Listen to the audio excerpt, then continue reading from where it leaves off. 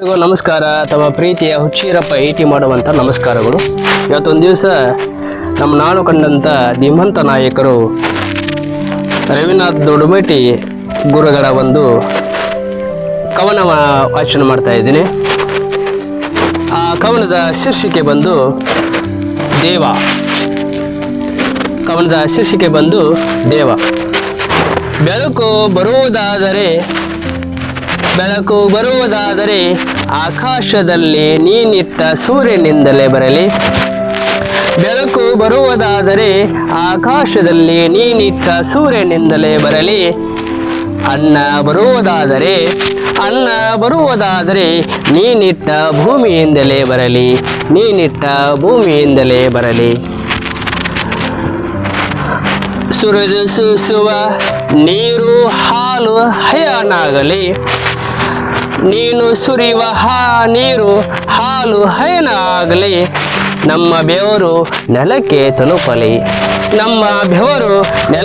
ತಲುಪಲಿ. ಗೊಡ್ಡು ಮಾತುಗಳ ನಾಲಿಗೆ ಇಂಗಲಿ. ದಿಲ್ಲಿ ದೊಡ್ಡವರ ಬಾರಿಸುವ ಡೊಳ್ಳು. ನಮ್ಮ ಹಳ್ಳಿ ಹುಡುಗರ ಪೆಟ್ಟಿಗೆ ಒಂದೇ ಪೆಟ್ಟು. ಢಗ್ಗಂ ಡೊಳ್ಳಂ.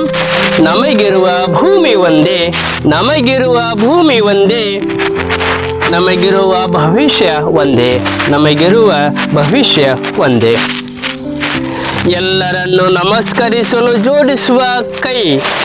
ಎಲ್ಲರನ್ನು ನಮಸ್ಕರಿಸಲು ಜೋಡಿಸುವ ಕೈಗಳು ಒಂದೇ, ಮನಸ್ಸು ಒಂದೇ.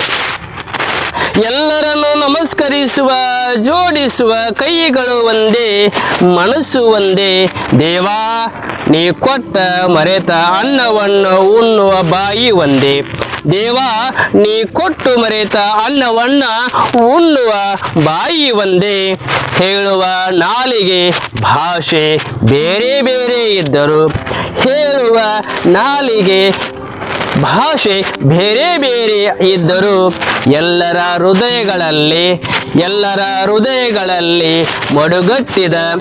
ಎಲ್ಲರ ಹೃದಯಗಳಲ್ಲಿ ಮಡಗೊಟ್ಟಿದ ಪ್ರೀತಿ ಒಂದೇ, ಪ್ರೀತಿಯ